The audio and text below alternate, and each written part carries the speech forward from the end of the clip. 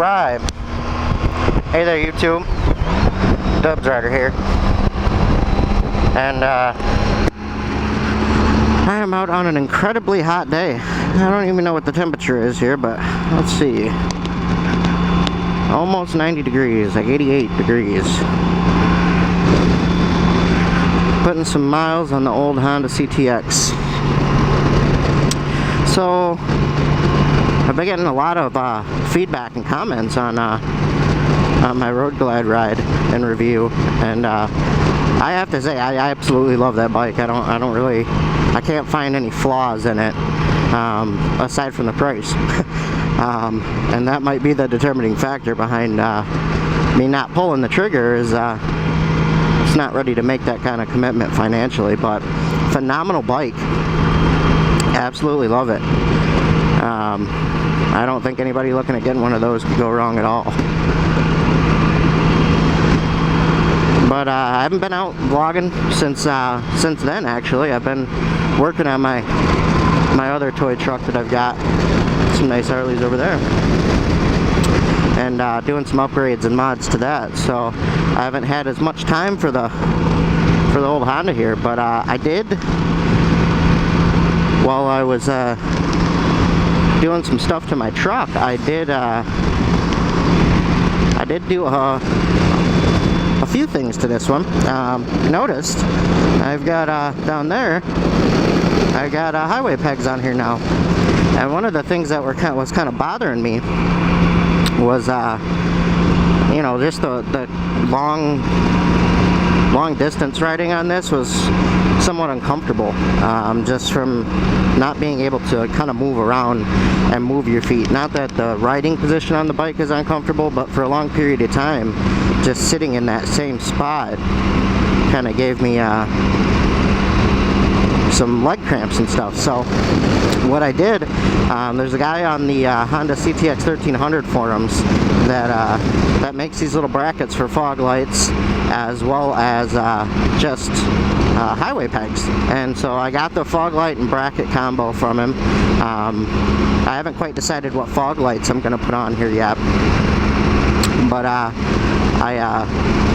picked those up from him. I think he's selling them for 65 bucks, I want to say. I'll put a link in the description below if you guys want to go check that out and have him send you a pair. Great guy. I believe his name is Charlie. Just a great guy to go back and forth with. And I know he's been, the last message he sent me, he said that he's gotten a new welder and stuff now, so the newer ones are coming out quite a bit better. So yeah, it's a great bracket. It probably took me about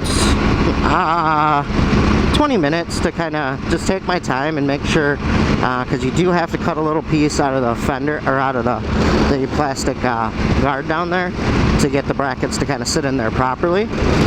But I mean, it really wasn't a labor-intensive job at all, and in fact, I kind of fit it in, swapping out some wheel bearings in my truck. I kind of fit it in between there, just throwing these on there. And then I went down to one of my local bike shops here, and it's kind of a Harley-esque dealer, but they sell a lot of Kiriakin stuff. And I picked up a set of Kiriakin highway pegs, and while I was there, we got to looking at metric versus what they were, the Kiriakin pegs, because they make them for both. Kiriakin makes pegs for all kinds of bikes and stuff, and so I picked up some kind of mini floorboards for this as well, that I'm going to try to put on here whenever I get some time, and just kind of see if that makes a difference too. Just having that flat position to kind of sit your foot on and be able to move it in a couple different spots. But now if I stick my legs out here on these now, I can kind of just lean back, and I mean, it's not exactly the most comfortable highway position, because I think it should be somewhere out in here maybe. If you're looking at my leg down there, somewhere down in there would be a better position, but at least kind of putting my feet out in the wind now is a little more comfortable.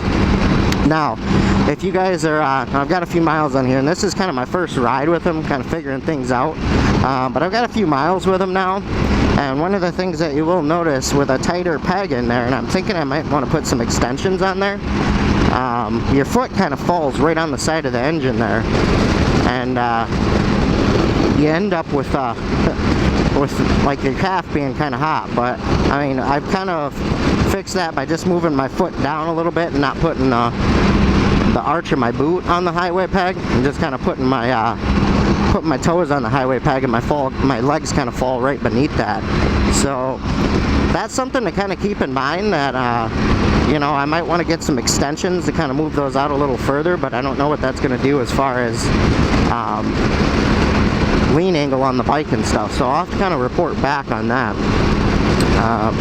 But it definitely feels nice to have a little bit different riding position, because now I can kind of push back in my seat a little bit and get my feet out from that straight leg position. And it makes the bike a lot more comfortable on a little bit longer rides. So it's definitely something that I would consider for the price. I think I spent 65, 70 bucks, and I'll put a link in the description below for the brackets themselves. And then I spent probably 70 bucks on the foot pegs themselves, because I got the chrome plated ones, just because I kind of like those. But yeah, it really does kind of change up the riding position of the bike and makes it a little bit more comfortable, I think, for those longer rides. So yeah, that's about, you know, all kind of done to the bike recently. I'll kind of get my feet back down here now, because they're not really bugging me right now. But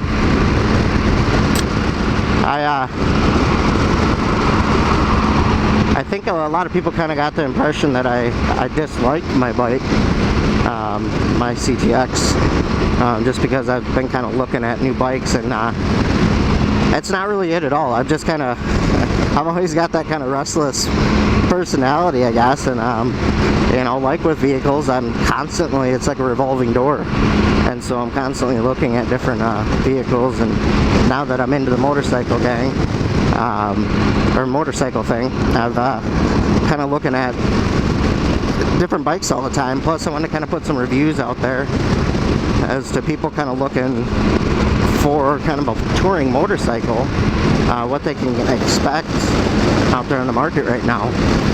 Because I mean, I would honestly put this kind of in that touring class. I know it's only a 1300 compared to, you know, the Goldwing being an 1800, or the Harley being, I think it's a 103, but I think it's like 1684 cc's, almost 1700 cc. And I would still kind of put this in that same class as far as power goes and refinement. I mean, I absolutely love the motor in this bike. It's got plenty of torque, plenty of power, gets up and goes. I have no complaints at all from a motor perspective on this bike. I did wish they would have caught on a little bit more, because I truly think it's a good bike. It's just at the price point they have them at now, it kind of messed over all the early adopters on the bike, because it's not really worth a whole lot now. But I mean, either way, this should be a bike that you can put quite a few miles on and not have any issues. You know, Hondas are known for their reliability. So just to kind of clear up any confusion out there about this bike, I really do love it, and if I could find a way to kind of get another bike and keep this bike, I probably would, and I may end up doing that. Something that's not quite such a touring bike, more of a you know, bombing around the city bike and stuff. I really might think about doing that, but it's just great to be out on two wheels.